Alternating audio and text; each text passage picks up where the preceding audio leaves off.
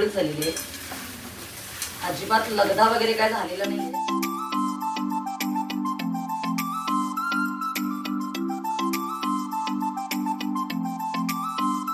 नमस्कार मंडळी, आपल्या चॅनेलमध्ये तुम्हा सगळ्यांचं स्वागत आहे. तर आज आहे एकादशी आणि माझा आहे उपवास. तर मी रात्री साबुदाणा म्हणजे साबू तांदूळ जे आहेत ते चांगले भिजत घातले होते आणि छान भिजलेले आहेत. मिरचीची पेस्ट केलेली आहे आणि शेंगदाणेसुद्धा भाजून ठेवले होते. त्याचासुद्धा कूट करून घेतला कारण कूट माझा संपला होता. तर इकडे बघा जाड बोडाची कढई जी आहे तर ती ठेवलेली आहे आणि हे तेलाचं भांडं म्हणजे स्प्रे आहे. अशा पद्धतीने बघा स्प्रे होतो आणि छान भांडं आहे. अगदी कमी क्वांटिटीमध्ये तेल पण पडतं आणि आपल्याला जर स्प्रेने मारायचं असेल, कमी तेलामध्ये काही बनवायचं असेल तर ते सुद्धा बनवू शकतो. तर कढई चांगली तापलेली आहे आणि आता आपण काय करूया, मिरचीची पेस्ट केलेली आहे मी, कारण बऱ्यापैकी साबू तांदूळ म्हणजे खिचडी आहे ना ती आपली तिखट झाली पाहिजे.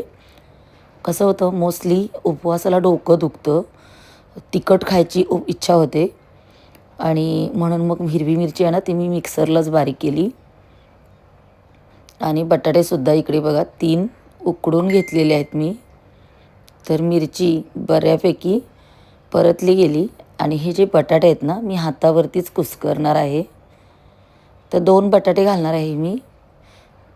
खिचडीमध्ये बटाटे असेल ना तर बऱ्यापैकी खिचडी चांगली लागते. आणि आत्ता आपल्याला काय करायचं आहे, ह्याच्यावरतीच शेंगदाण्याचा कूटसुद्धा आपल्याला घालायचा आहे.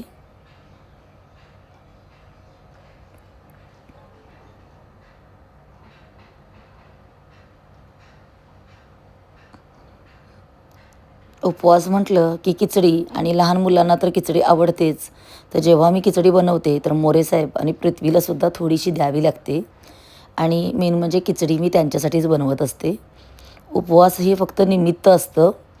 तर बटाटा आणि शेंगदाणे बघा छान परतले गेलेत आणि आत्ता जे साबू तांदूळ बघा रात्री भिजत घातले होते मी, त्याच्यामुळे सकाळी अगदी छान फुललेले आहेत आणि अगदी मऊसूत झालेले आहे. तर साबू तांदूळ घालून घेतले आणि काही लोक फोडणीमध्ये कढीपत्ता घालतात किंवा जिरे घालतात. कसं होतं प्रत्येक ठिकाणी वेगळी वेगळी पद्धत आहे, तर त्यामुळं कढीपत्ता किंवा जिरे घातले जातात. तर इकडे मी सेंदव नमक घालत आहे. हे अगदी उपवासाला चालतं. आणि आत्ता आपल्याला काय करायचं आहे, छानशी साबू तांदूळ आपले हे छान परतून घ्यायचे आहेत. छान भिजले होते आणि छान फुललेले आहेत. आपल्याला तर याच्यावरती झाकण वगैरे काय ठेवायचं नाही आहे, कारण ऑलरेडी साबू तांदूळ आपला चांगला भिजलेला आहे, अगदी मऊसूत झालेलं आहे. तर मग तेलाचं जे भांडं आहे ते तुम्हाला कसं वाटलं नक्की सांगा. आणि आपल्या चॅनेलवरती जर तुम्ही नवीन असाल तर पटकन आपल्या चॅनेलला सबस्क्राईब करा, बेल आयकॉन क्लिक करा, म्हणजे रोजचे नवीन नवीन व्हिडिओ सगळ्यात आधी तुम्हाला नोटिफिकेशन येईल. आणि मग आज काय उपवास असल्यामुळे छान असं दही घेतले बघा मी वाटीमध्ये आणि आता खिचडीसुद्धा घेते खायला. तर मंडळी, एकादशी तुमच्यापैकी पण कोणाकोणाची आहे नक्की मला कमेंट करून सांगा. आणि आजचा व्हिडिओ जर तुम्हाला आवडला तर नक्की कमेंट करा, लाईक करा. चला तर मंडळी, मस्त आता मी साबू तांदूळ म्हणजे खिचडी आणि दही याचा आस्वाद घेते. आणि तुम्हीसुद्धा तुमची काळजी घ्या.